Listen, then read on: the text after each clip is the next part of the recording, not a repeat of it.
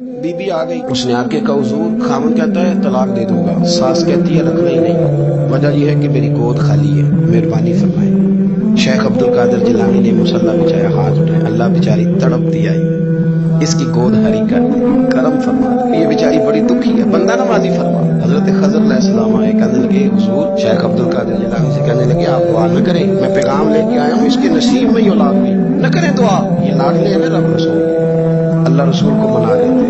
फिर हाथ उठे, कहे अल्लाह तुझे पता था ना कि ये मेरी तरफ आ रही है, और अल्लाह तुझे इल्म था ना मेरे दरवाजे तक आ गई, और मालिक तुझे पता था ना दुआ कब कहेगी और मैं दुआ करूंगा, तू जानता था।